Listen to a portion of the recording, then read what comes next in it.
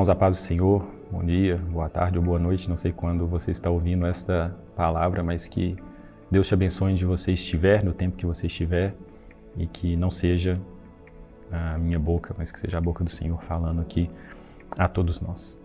Irmãos, eu peço que, se você puder abrir sua Bíblia, seja no aplicativo ou na Bíblia física, no Evangelho de Mateus, capítulo 27, vamos refletir a partir do verso 32 até o verso 44, na crucificação do nosso Salvador Jesus Cristo. Assim que saíram, então, Jesus e várias pessoas saíram ali do pretório, onde ele foi julgado e zombado, encontraram um homem na cidade de Cirene chamado Simão e obrigaram a carregar a cruz. Chegaram a um lugar conhecido como Gólgota, que significa lugar da caveira. Deram-lhe para beber uma mistura de vinho com absinto, mas ele, depois de prová-lo, negou-se a beber. E aconteceu que, após sua crucificação, dividiram entre si as roupas que lhe pertenciam, jogando sortes, para se cumprir a profecia. E se acomodaram ali para o vigiar.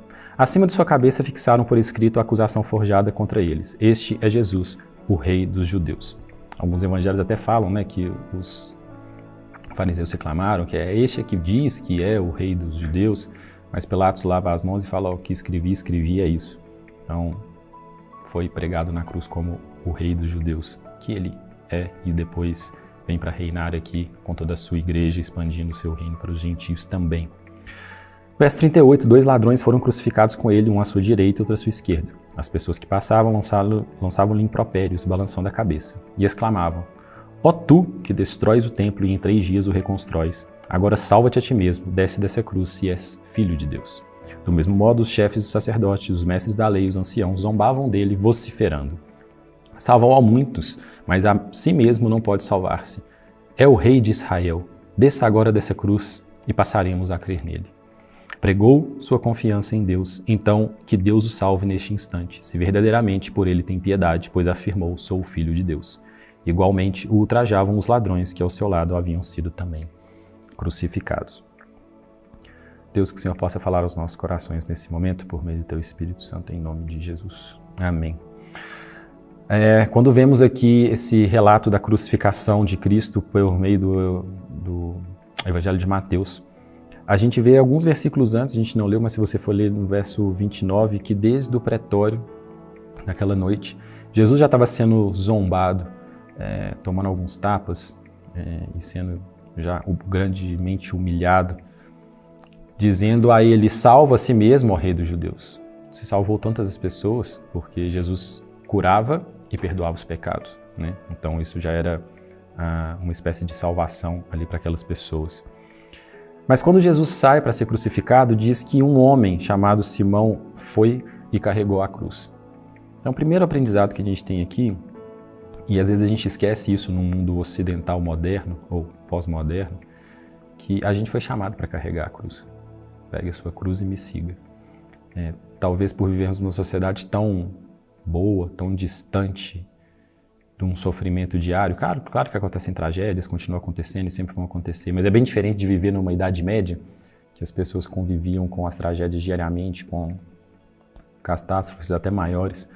Talvez a gente esqueça de viver uma vida carregando a cruz, como Jesus nos ensinou. E aí eles chegaram num local chamado lugar de caveira, deram uma mistura para ele beber, crucificaram, dividiram as roupas, então Jesus ali continua sendo humilhado, Fica completamente já extremamente machucado, extremamente ferido, dão ainda uma mistura para ele beber, nada agradável, tiram suas roupas, suas vestes são tiradas sortes, ele sendo humilhado, colocam na cabeça dele aquela coroa de espinhos, colocam ali o escrito que ele era o Rei dos Judeus, mas de uma forma zombeteira, vamos assim dizer, mas eles não sabiam que estavam ali escrevendo mais do que a verdade de Jesus. E Jesus ficou ali pregado durante algumas horas antes de falecer, antes de morrer. E imagine escutar pessoas passando, como diz o verso 39, algumas pessoas balançavam a cabeça de maneira negativa, no sentido não de reprovando a crucificação, mas reprovando a Cristo. E lançavam impropérios, lançavam palavras tolas, fúteis, agressivas, e gritavam: ó tu que destróis o templo em 3 dias e o reconstróis, agora salva-te a ti mesmo, desce dessa cruz se é filho de Deus. O povo que não creu em Jesus sempre pedia algum sinal. Se a gente for ler os evangelhos, Jesus falava que o único sinal que seria dado seria o sinal de Jonas, que ficou 3 dias dentro do peixe e depois saiu. Ou ele fala que reconstruiria o templo em 3 dias, que seria uma metáfora ali, não era o templo físico, e eles pensavam, como assim você vai reconstruir esse templo que demorou vários anos para ser construído? Percebam que quem não deseja entender ou quem ainda não entregou o seu coração a Jesus sempre vai pedir mais alguma prova. Jesus curou diversas pessoas, fez diversos milagres, curou cegos, curou coxos, curou leprosos, ressuscitou pessoas, fez diversos milagres e muitos a gente nem sabe porque não está na Bíblia, mas fez diversos milagres e todos eles ainda pediam, e todas as pessoas ali que estavam ao redor que não criam nele ainda pediam mais um sinal. E vem uma indagação. Será que a gente não faz isso com Jesus? Jesus, só mais um sinal, só mais um sinal, só mais um sinal para fazer isso. Se a gente caminhar de sinal em sinal, de que adianta a nossa fé? Então, quantos sinais você precisa de Jesus fazendo na sua vida para você definitivamente entregar o seu coração a Ele?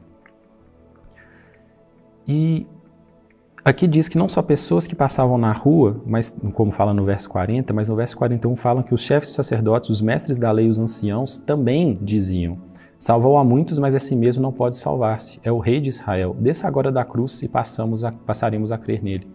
Ou seja, não importa a classe social, o conhecimento que você tem da palavra, você pode ser um mestre da lei, você pode ter uma cultura muito grande, um conhecimento absurdo, humano, ou você pode ser mais uma pessoa no meio da multidão, vamos assim dizer. Se o seu coração ainda não está rendido a Cristo, você vai ter o mesmo tipo de comportamento. Observem que os dois tipos de grupo dizem: desce dessa cruz se é filho de Deus, ou desça agora da cruz e passaremos a crer em você. E é interessante essa frase, por que desce da cruz? Porque se Jesus descesse da cruz, primeiro que ele não ia nos salvar, né? Não ia ter o sacrifício completo. Mas Jesus demonstraria que seria possível alcançar a salvação sem uma cruz. E é impossível alcançar a salvação e viver uma vida de santidade sem a cruz. Simão de Cirene viveu isso um pouquinho antes de Jesus morrer. Ele carregou a cruz. Então, irmãos, não tem como ter uma vida com Deus, uma vida de santidade, uma vida reta, uma vida que se busque a Deus constantemente, sem a cruz. Não existe vida eterna que não passe pela cruz. Qual é a sua cruz? Não sei. Mas se ela está ali encostada no canto, pega ela e caminha. Porque Jesus carregou um fardo muito maior por nós. Nossa cruz diária não é nada perto do sacrifício que Jesus fez por nós. Não é o dedo mindinho do que ele sofreu. E às vezes a gente reclama. E como reclama? Então, desça da cruz não é simplesmente só descer e Jesus se salvar. Mas é algo que é impossível de se obter. Salvação sem cruz. E o que significa o que ele diz ali, não se pode salvar-se ou salva-se a si mesmo, como é dito em algumas versões? É impossível alguém se salvar. Já percebeu que é sempre alguém que salva outro? Um soldado numa guerra, ele não se salva. Ele está ali para salvar uma nação. Uma pessoa que se coloca no lugar de outro, ela não está ali para se salvar. Ela está ali para salvar um outro. Foi o que Jesus está fazendo, não tinha como ele se salvar. Ele até orou a Deus na noite anterior: se possível, passa de mim esse cálice, mas seja feita a tua vontade. A salvação sempre vai passar por um outro, e esse outro é Jesus. O Evangelho de João diz, no capítulo 15, se não me engano, do verso 3 até o verso 15, que dá a vida pelos seus amigos, não há amor maior do que esse. E ali nós somos chamados de amigos de Deus, se somos verdadeiramente submetidos a Jesus, se Jesus é o nosso Rei, é o nosso Salvador. Então, o sacrifício de Jesus, ele é eterno, ele é único, ele é suficiente, mas ele não anula a forma como nós temos que viver. Nós estamos vivendo uma sociedade extremamente fomentada pelo prazer, qualquer tipo de prazer. E nós esquecemos que uma vida cristã é uma vida sacrificial. E o que a gente está sacrificando para Jesus?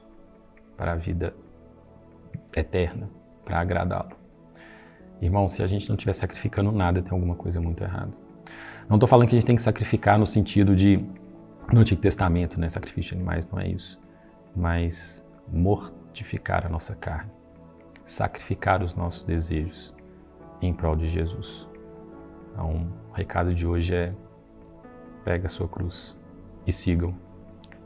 Eu também tenho que pegar a minha cruz e seguir a Jesus, para que o sacrifício dele não seja em vão, para que a gente não desmereça o seu sacrifício e para que a gente possa agradá-lo de maneira completa enquanto nós estivermos aqui, e para que possamos ser exemplos aos outros, irmãos ou não irmãos, para que eles possam ver em nossa vida, não para nossa honra, mas para a glória do Senhor Jesus, o que é viver uma vida de santidade com alegria e amor.